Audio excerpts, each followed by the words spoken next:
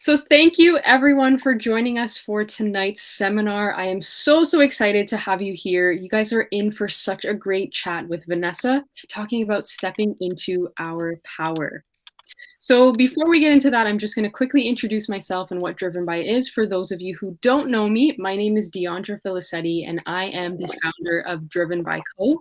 Driven By is a company that is all about encouraging you to identify what drives you so that you can lead a life of purpose and fulfillment. So we focus on personal growth and professional development. So having you first look within and do that self-reflection and then help you decide on the journey that is right for you, also equipping you with the skills to help you be successful. So we offer motivational and customizable apparel, online courses, webinars and seminars, online resources, and also community initiatives to get us working together on something positive. Although those are all on hold right now due to the shutdown. All right, so just as a formality, I'm going to remind everyone here that this is a safe space. There is no place for any hate speech, bullying, or negativity of any kind. We are good vibes only. Please mute your mic unless you do have a question. And actually, you will be able to ask all your questions at the very end at starting at 8 p.m. during our Q&A period. All right. So without further ado, it is with great pleasure that I introduce to you Vanessa Vakharia. She is the founder and CEO of the Math Guru Tutoring Studio in Toronto. She's also the lead singer in a band called Goodnight Sunrise and has also been featured for her work as the Math Guru on Breakfast Television, Global News, CBC, The Globe and Mail, and so many more. So welcome, Vanessa. Thank you. Thanks for hyping me up, making me feel important. So excited. Thanks everyone for coming. Excited to meet you and answer your questions and do whatever is about to happen right now. I'm in. I'm pumped. Absolutely. And everyone who's here, when I first met Vanessa, within 5 minutes, I knew she was an awesome person. And so absolutely. And I'm so glad that they get to hear from you. So maybe we'll start by having you talk a little bit about what you do at the Math Guru. Sure. Yeah. So, quick story. Basically, I started this whole journey because I failed grade 11 math not once but twice. I wanted to be a famous rock star and like marry Keanu Reeves, and quite frankly, I still do. So whatever. And I was always told as I was struggling with math that I just wasn't a math person. And I was like, yeah, I guess that's it. I'm just not a math person.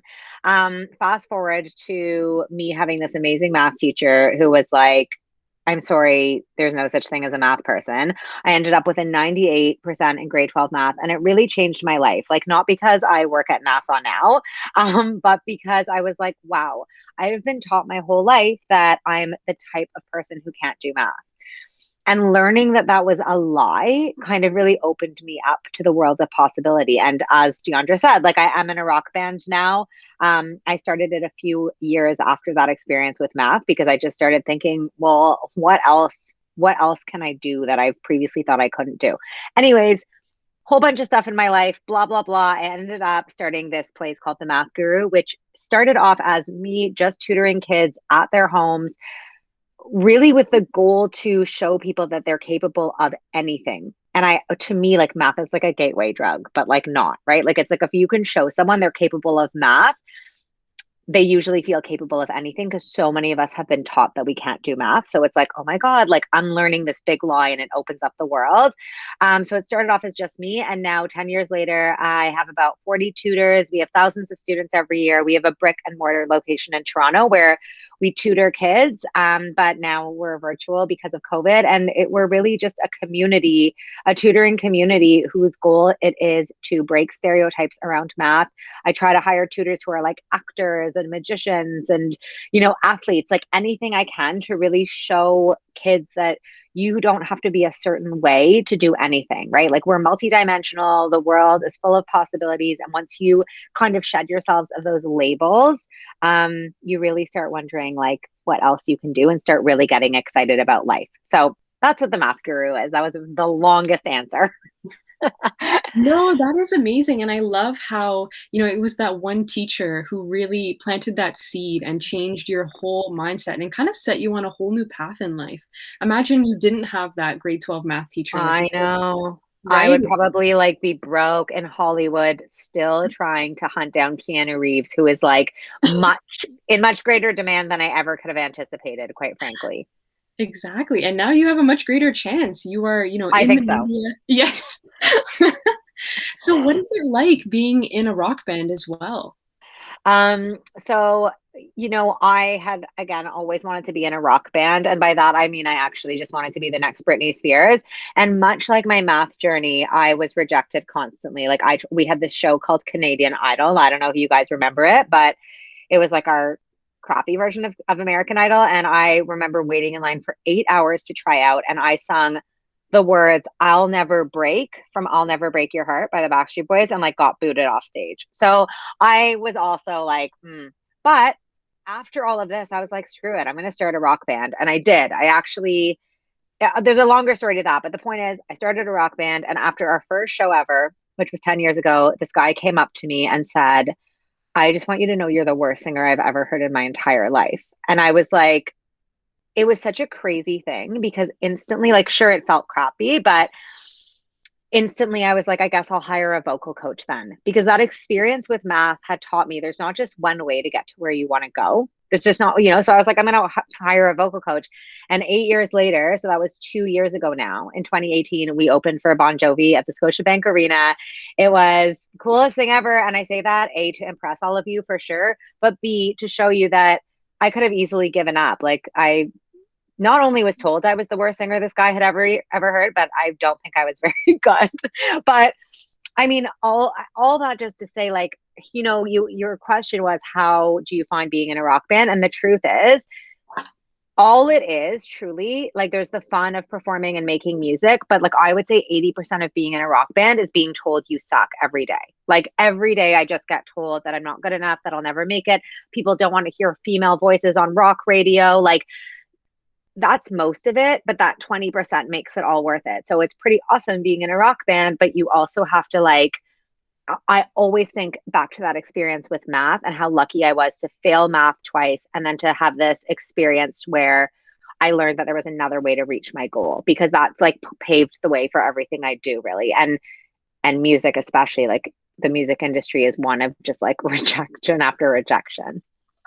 Absolutely. And you know what? I think everyone can relate to, having that rejection or that criticism in your face. And, I Yes. love that it didn't stop you. So I think we can all kind of take a lesson from that and really just find a new way to get to where we want to go instead of thinking, okay, accepting that limiting belief and thinking, okay, maybe I am bad. Maybe I should do something else. Absolutely. And I think, like anything, that, like, the fear of rejection, or becoming courageous around rejection is just like a muscle. Like, I honestly do something that gets me rejected every day. It's just now a habit. Like, I do it habitually. Every day I'll like email Oprah or pitch Netflix some TV show or submit my song to someone who's never going to play it. And I've gotten so used to it now that for sure it stings, especially if it's something big, but I'm not scared to like try random stuff just to see what sticks all the time. And I think that's kind of important when you're talking about finding your way. Like, let's say you have a dream and like nothing's working and you have to really start getting creative with it. Part of that is you have to be willing to get rejected, because you again, like, 80% at least of the time you will be rejected. So you have to be okay with that. Um Mhm. yeah, I would say that's one of the biggest lessons I've learned, is just that there's, the more you get rejected, the less scared you are of it, and the more that possibilities there are then, right? Like, if you're not Yeah. scared of rejection, then the world, you can really do anything. Yeah, no, absolutely. And I feel like it's created this infectious personality within you. And, you're such a light and so positive, and you kind of radiate all of these lessons from what I can see. So what do you think, like, how has that change in your personality or that part of you like really helped you along your path? Okay, well, I first want to say that I spend at least, like, I don't know, a tenth of the day, that might be over or under exaggerating, but like bitching about how mad I am that someone's rejected me. So like, let's not get it twisted. I definitely get super annoyed and I'm like, ugh, like meritocracy is BS, like for sure. But then the rest of the time, I'm like, all right, I'm done ranting about that. Time to move on. So I say that only because like I don't want to be here like promoting toxic positivity. I think it's Mm. totally cool to grieve your losses, to be upset that things in the world seem not fair sometimes, to work really hard at something, not get to what you want and to be upset about it. But I do think that like quite swiftly, I think I really do believe in like divine timing and that the universe has a better timeline than me and like all of that. And I think I need that. So I really, to me, like at the end of the day, I'm never like devastated because I'm like, look, the world is full of possibilities. There's probably a reason this thing didn't happen to me. Maybe something better will happen. And I know that, you know, everyone here can probably dig deep to a point where they thought it was the end of the world because they didn't get what they wanted. And A, either now you've forgotten about that, or B, something better happened. And I can say, I don't know if everyone here has had their first relationship and or their second, but the number one thing I related to is like when you're in a breakup and you're like, this is the worst thing ever. I'm never going to get over it. I'm never going to find someone better. And like 5 years down the road, you're like, why did I date that loser? Like, you know what I mean? Like, it's so common.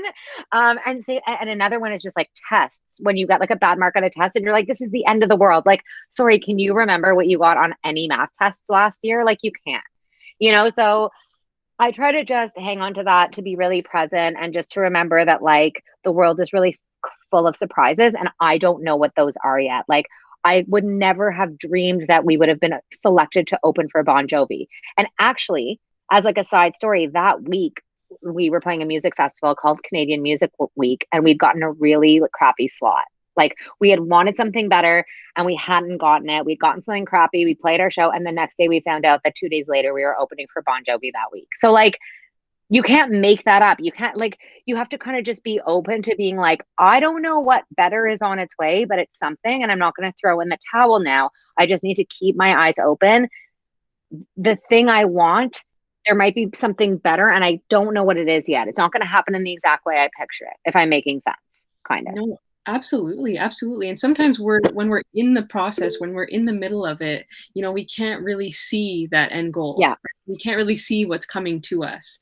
So switching gears a little bit, how do you think others can start to step into their power? I'm asking on behalf of everyone in the audience, and how can Sure. they apply this to their life? Um, so you know what? I actually heard someone say something really interesting. It was Elizabeth Gilbert, actually. So she's the one who wrote Eat, Pray, Love. She's so cool. Everyone follow her. She's actually just my goals person. Um, she was saying how she used to give this talk about how, like, it's so important to follow your passion and you need to figure out what your passion is and follow it.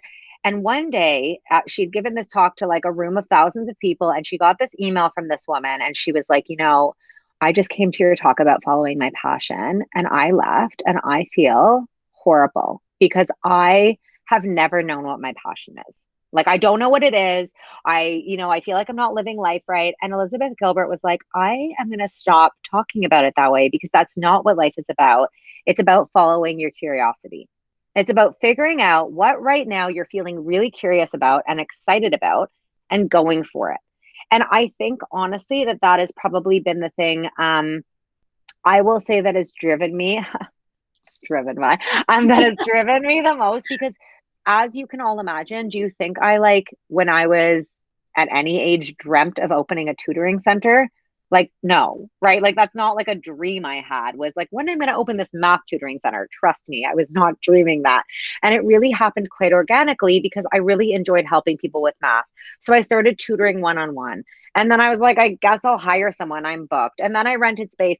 I actually never had a business plan. I still don't. I just followed what felt right to me. And now I'm not suggesting like you just go into things without thinking them through.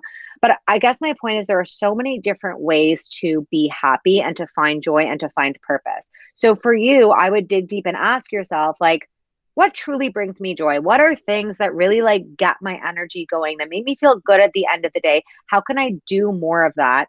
And maybe you get to a point where you're like, and how can I monetize that? And maybe not. Maybe you're just like, that thing feels really good and it's going to be a hobby and I'm going to do a job I don't feel that great about. It doesn't, I don't think any of that matters. I think you're just kind of like, and also to like keep in mind that again, like, yeah, I own this tutoring center, which is amazing. And I'm in this band and I have a podcast and I have a book, but like, am I going to be doing that in 10 years? I actually could not confidently say yes to you. I don't know what I'm going to be doing in 10 years, right? Like, I just try to follow what feels good, like with some responsibility. Obviously, I have to pay the rent and like whatever, but I think if you follow what you're curious about, you have more luck than if you're trying to really be like, I need to find this one passion and I have to stick to it. Right. That is very, very insightful. And I love how you kind of switched from passion to curiosity. And I think that is a little bit more applicable to everyone's life. They can really, it's hard to put your finger on what you're passionate about, but you have an idea of what you're curious about. So go ahead and Yeah. I love Yeah. that. And I also think it's a lot of pressure to be like, you need to find your one passion in this life. Like, what are you talking about? Like, do you know what I mean? Like, we Mhm. all have a lot of things that are interesting to us. Yeah, So, yeah, just figure out what you're curious about right now and like do more of it. That's like a good starting point. agreed. Yeah, we can be passionate about a lot of different things in our lives for Yeah. sure. So, question for you. For a lot of people, they have all these ideas and they want to go for them, starting businesses, starting different projects. But sometimes there's that fear of showing up as your authentic self or showing up as who you truly are for fear of not being accepted. So, how do you conquer that fear and show up as who you really are? Well, I mean, that's such a great question. And I would say that it has definitely taken me, well, maybe it hasn't taken me time. Like I think I never like quote unquote fit in. I remember I had so much trouble getting a job when I was in high school and university because I like never dressed the right way and my hair was always a weird color. And I speak like a 16-year-old girl, as you can hear right now. And I was always, it was always an issue. My parents were always like, can you tuck in your shirt and like stop saying like so much? Um, and I think at a certain point, again, maybe that is part of following your curiosity. Like I just kept kind of doing what felt right to me. And I think it's funny because my brand, I guess, like the Math Guru brand is built on the fact that it's all about breaking stereotypes around how you're expected to show up.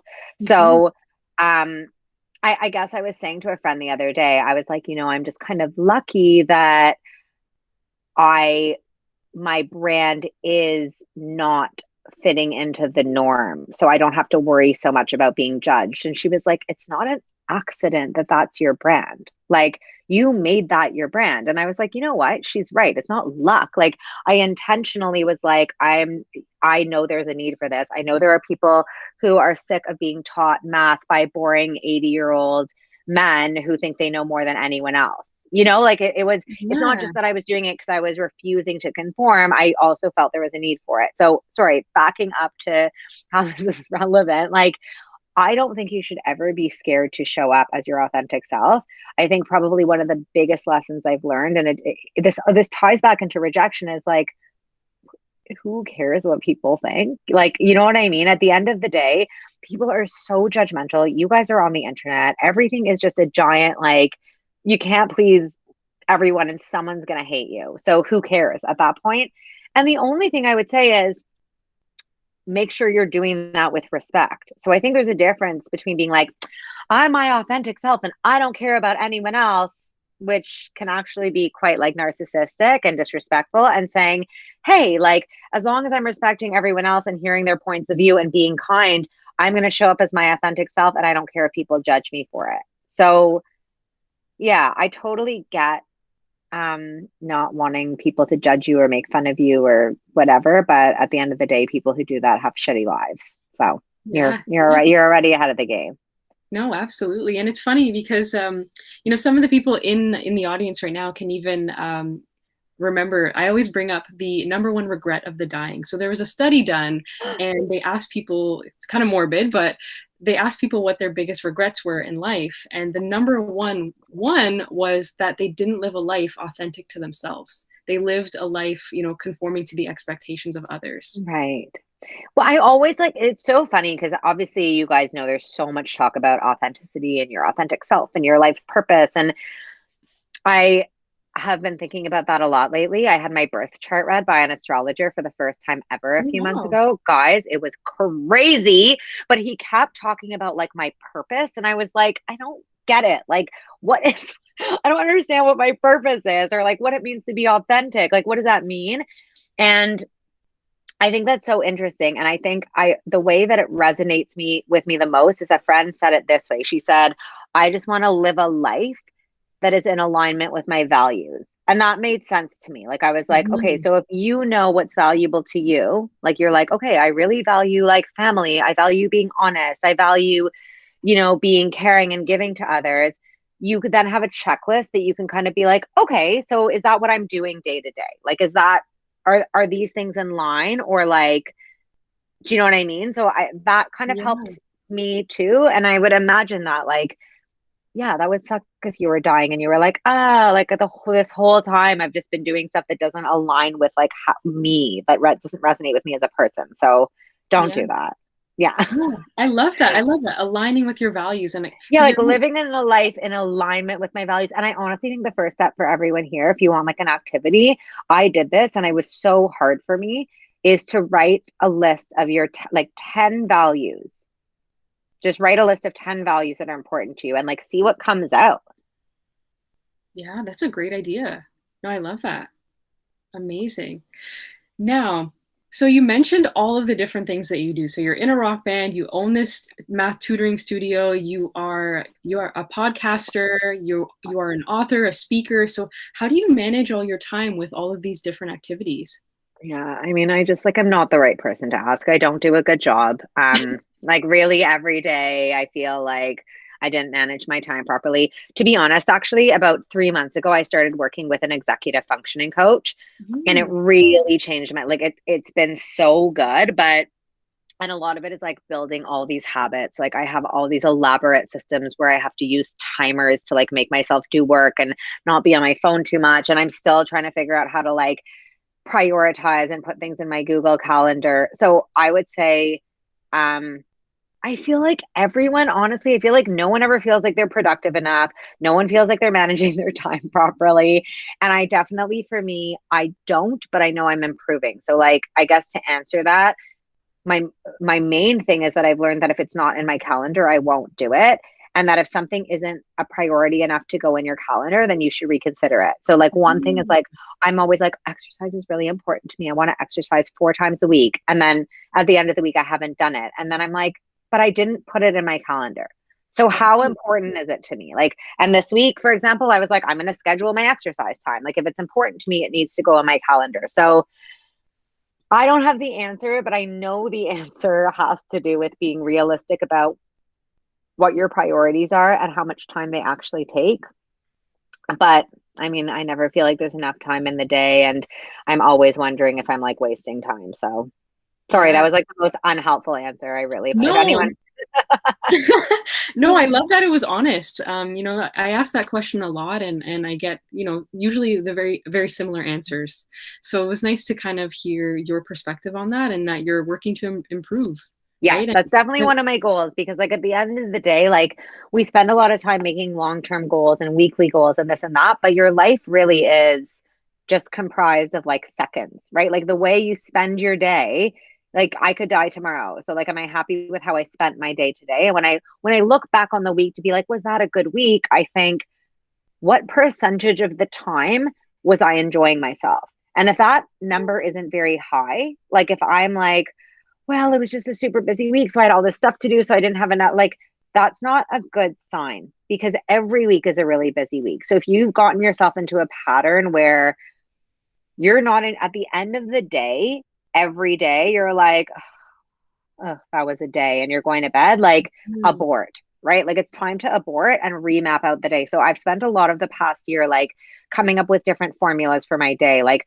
does it make me feel good to like exercise in the afternoon? Should I take some days off? Should I end work at 6? Like, what are the things that at the end of the day I feel like I'm really excited to get into my bed right now? I feel like that was so awesome. so that's actually my biggest goal, is not like how to even manage all these things, is how to like start feeling like that more. Yeah, focusing on how you want to feel instead of all the things Hmm. you do. Yeah, Yes. I love that. I love that. Now, one last question for you. So, what's on the horizon for you, the math guru, and everything that you have going on? I know in 10 years you're not too sure, but Who knows? short term, what's Who knows? coming? Yeah, who knows, guys? Honestly, I just could not tell you. Like sometimes I'm like, maybe I'll just move to a mountain and like throw out all my technology and like become a monk. Like I'm not really sure. Um, for now, we are virtual, which is really cool because we've been able to like stretch out of our comfort zone, and maybe we'll open again in September. I mean, who knows? Like it's just in a way it's really like there's a lot of relief because you can't actually plan anything. So I'm like, whatever. And we're also pitching the podcast to a lot of TV networks. I really want a TV show. That's like my big thing. Um, Ooh, yeah, so it's going to be like a reality show vibe. So if any of you in the audience are like, I know a guy who knows a gal or whatever, let me know. So yeah. So, and then obviously like meeting Keanu Reeves at some point, I yeah, guess. that's still there. That's still on the He's balloon list. still not married. He's engaged, but I'm not convinced. I love that. I love that. Well, Vanessa, thank you so much for dropping all these little nuggets of wisdom. I think that everyone in the audience can appreciate so much of what you said. And so at this time, I kind of want to turn it over to the audience if they have any burning questions. Yay. I did see some hands go up. So if you still have those questions on your mind, please hop on the mic and ask Vanessa. Or if you're not comfortable, put it in the chat. I'm There's, so excited. Someone asked me a question. Okay. all right, Destiny. So one, I just wanted to say I loved everything that you shared today, and second, like how you said you have math tutors and stuff. Are students allowed to be math tutors? So, okay. So, high school, are you a high school student? Yeah. Okay.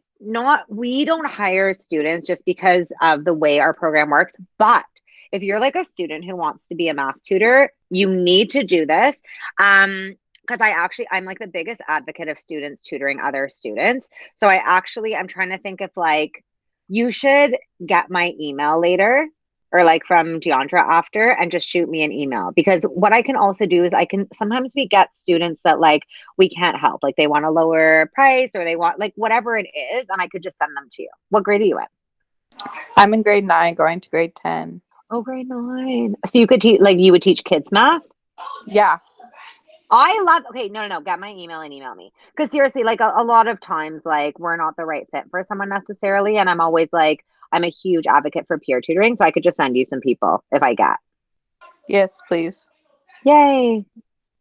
Amazing. I also Great. love that your name is Destiny, and I want that to be my name. I love that. Thank you. Anyone else? Do you have some questions for Vanessa? Feel free to hop on the mic, or if you're not comfortable, type it into the chat. Thanks for asking so many great questions. This is really fun, and like not, like sometimes it's the same questions, and I'm like, Yeah, I I know. feel so robotic. Another question, Destiny. Great. Me and Destiny will just chat. So when you do your tutoring, is it on the weekends or on weekdays?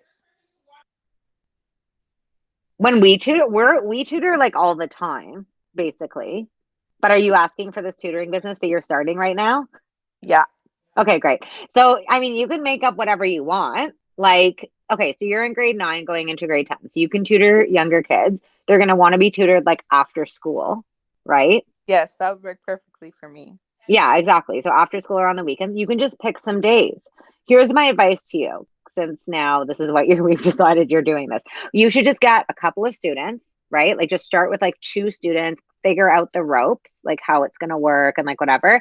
And then like if you're good, which I'm sure you are, you sound wonderful, it'll just like grow by word of mouth. Just take on like 2 to start, so you have like 2 different people so you can like figure out what the vibe is. Okay, thank you. Okay, no problem. I've got you in mind already. Are you going to tutor math? Can you tutor anything else? I could tutor math and English. Math and English. Okay, perfect. Perfect. Yeah, because kids often want reading, like especially if you're doing like, you know what I mean? Like younger. What's the youngest kid you would tutor? Grade 1. You would tutor a grade 1, like online. Yeah. Okay. I'm on But I this could for you. also do like art and drama and dance. Like I could do all the arts and Right. then math Okay, and but no one really wants to. I mean, no, not to like, not to discourage you, but I feel like English and math are good things to start with because everyone needs help. Like kids always need reading help, but yeah. math is like everyone needs help in math. So that's going to be I perfect. also have a little brother, so I know how to deal with little kids Oh with my math God. and stuff. This is great. This is great. This is great. Okay. We got some questions coming in through the chat as well. What would I do Um, in my second life? I mean, so interesting you ask because I don't even know what I think about second lives, but my astrologer did tell me I have a past life. So now I'm like, oh, like maybe it's a thing. Um, in my second life, I think I would actually, I know for sure I would be a drummer. Like, especially if I was a woman. Well, maybe only if I was a woman. Just because like there are seriously like barely any female drummers. I think I'd be so good. It looks so fun. Also, if anyone's a musician, there's always a shortage of drummers. So it actually really doesn't matter what your gender is or is not. Like drummers are the way to go. So I think, yeah, I would be a drummer and I'd start like when I was like 3. So I was so good. Like I'd be like the world's best female drummer of all time ever. I love that. Yeah. Yeah. Wow. That's what I That's so would do. unique. I wouldn't have thought that that would have been your answer. That's awesome. I often think like, oh, when I retire, like, when you're like, oh, when I have more time, like when I retire, maybe I'll learn to play drums. What's my zodiac sign? Great question. Gemini sun, Taurus rising, Capricorn moon. My undergrad is I actually have a commerce degree. So what happened? This is just goes to show you that you just shouldn't stress because you never know what's going to happen. When I got that 98 in grade 12 math, my I can't remember how the timing worked out, but I missed the deadline for applying to universities. So I didn't apply. I had nothing, but only one university let me kind of sneak through, and it was the University of Guelph. And I was kind of, even though I was great at math, I was kind of distracted and didn't know what I was doing. And I had decided that I wanted to like be in advertising. So I just checked off the marketing box, not realizing that marketing is actually commerce and like economics and all of this stuff. Anyways, fast forward. The point is, I ended up at University of Guelph for this commerce degree that I had no intent, like I didn't even know I was taking, and it was the best thing ever. Because who would have known that I actually then would have started this business and used all of the skills I used there, right? So like, you just never know how things are going to work out.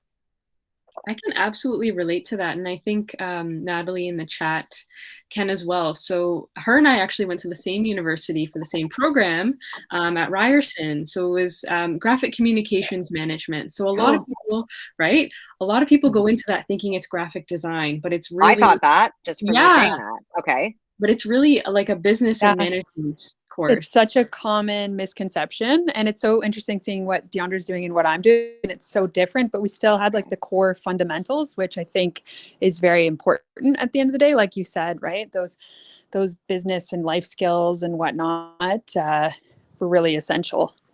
Well, that's so funny because I thought marketing was going to be graphic design. And I ended up actually, after my marketing degree, I went to Humber and got a graphic design diploma because that's what I'd wanted to do all along. But just like Nat, you just said, and like Deandra, like yeah, you guys sound like you're doing different things. I'm obviously doing something different, but like you still end up using those skills, right? Like in some these weird. That's why like when high school kids especially are so pressured about like, but this is like my life crazy decision of what I'm going to go into in university. I'm like, it's really not. Like, you know what I mean? It's like the first step. Absolutely. And you're right, there's so much pressure on them because it's almost like you have to get certain grades and take certain classes to get into Yeah. university, to get your job. And it is a lot of pressure. How hard was it to start your business? Another question in the chat. Well, I guess define hard. I mean, I worked for it. So it's funny. I just gave this whole talk yesterday about how we're so scared of the word hard. Not that I'm saying that you were saying that, but it was hard in the sense that like I literally would go to parks and like put up flyers. Like, do you know what I mean? Like I was like grinding, but I also had like quite a few great breaks. So this is why I'm telling Destiny this. Honestly, I started my business with one student. Like I had one student that I hustled to get, but that student ended up doing the work for me because he loved me and his family knew all these other families and he told his friends and da da da da. So like, so that happened, but then also like there was a lot of hard points. Like for example, when I was younger tutoring, like how Destiny is going to be, like I didn't have my own place or tutoring center. So I would like be meeting my students at Starbucks or at the library, or like running around trying to like meet them at all these different places, and like stealing a table at Starbucks so that no one would get it and I could sit and tutor there. Like, so there were a lot of like things, and still now, like that we've grown, there are hard things, but I, again, like I just was doing what felt right. I was just following what felt right, and it kind of just worked out. I hope that answers your question, kind of. Amazing, amazing. Any more questions for Vanessa? I'm here. You guys can also DM me on, I see my Instagram thing is up there. So if you want, I'm happy to like always answer questions and stuff. Absolutely. Yes. Please follow her at The Math Guru on Instagram if you're on Instagram. Gotta get those follows. Yeah. I actually, speaking of rejection, I like really want to write a self-help book, and I put together this whole proposal. I spent all last year writing it, and I ended up getting rejected by this literary agent because I didn't have enough followers on Instagram. I'm not even kidding. He was like, look, no one's going to publish you if you don't have a ton of followers. That's the way the industry is now. Don't worry. It's not like it's going to stop me. I can always self-publish and I'll keep pitching it. But it was the most annoying response. Anyways, cool. What do you like doing the least and how you're coming? Such a good question. You know what I like doing the least is I don't like detail-oriented, tedious tasks. I have undiagnosed ADHD, like I'm quite sure. And I just get, and regardless of the label, I get very like overwhelmed by detail. So it's really hard for me to proofread something, for example. Like my mind just like, I don't read it intensely, and I've got to read it 100 times, and it makes me super like anxious to read contracts and stuff.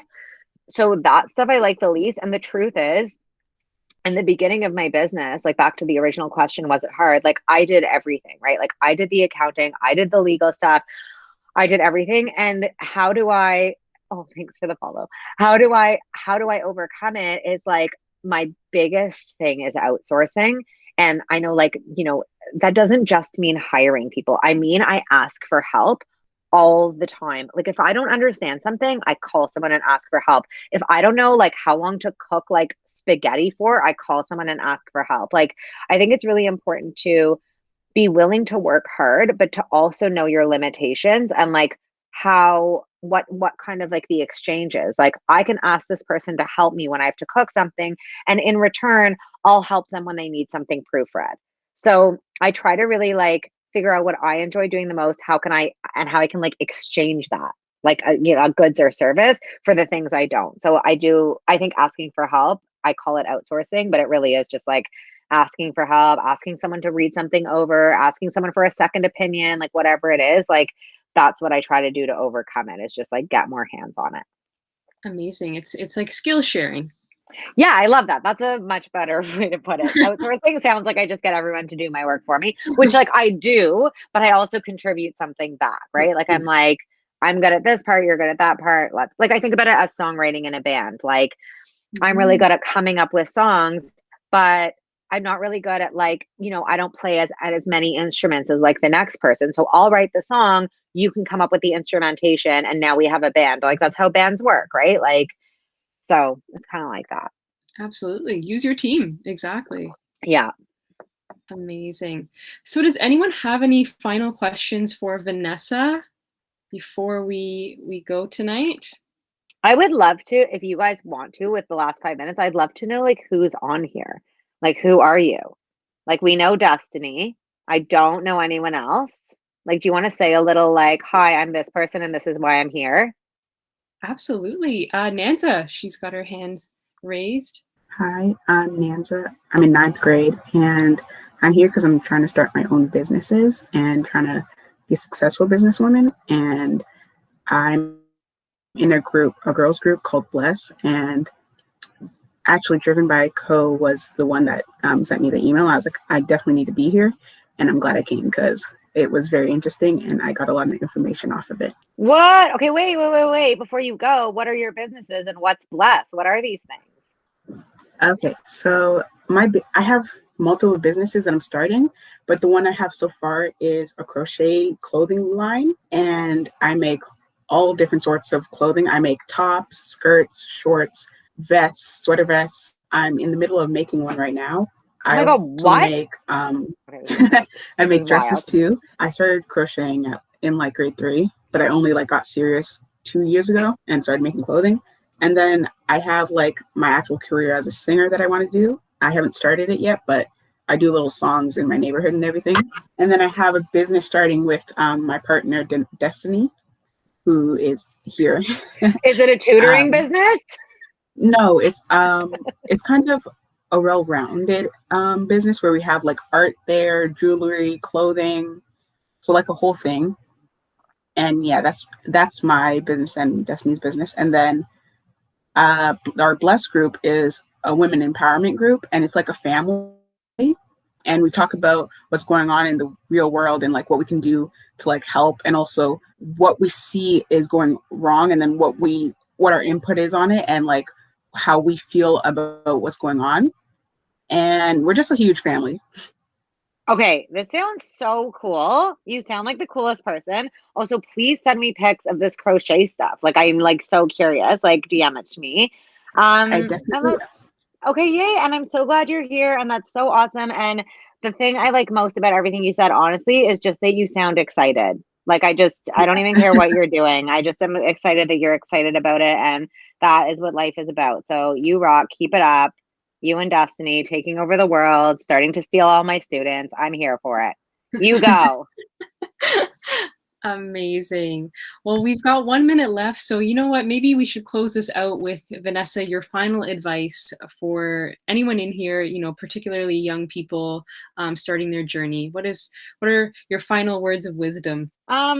My final words of wisdom are going to be really controversial because I don't want you guys to think that I think that this is a cool thing to say anymore. I know it's not cool, okay? But YOLO is really what my final advice is. It sounds dated and it is. And whoever made up that acronym is a genius. And also, I hate them. But that really is it. Like, well, maybe we have second lives. Who knows now? But right now, you only live this life once. So do stuff that excites you. Like whatever excites you, follow your curiosity.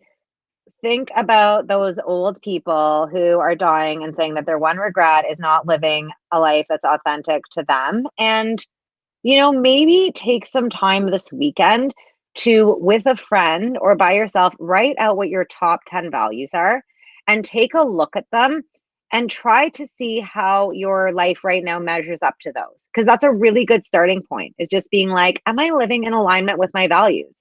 So have fun, figure out what your values are, because the sooner you figure what those are, what really makes you excited, the closer you can get to figuring out how to create a life that's in line with that excitement. That's it.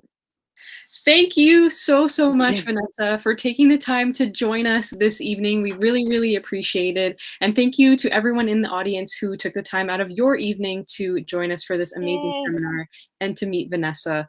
So I'm wishing you all a wonderful evening, and stay connected with Vanessa at The Math Guru on Instagram. Please send me a message if you'd like her email or any other contact details. And of course, stay connected with Driven By on our social media as well. Thank you for having me, and thank you for all spending this hour with me. Bye.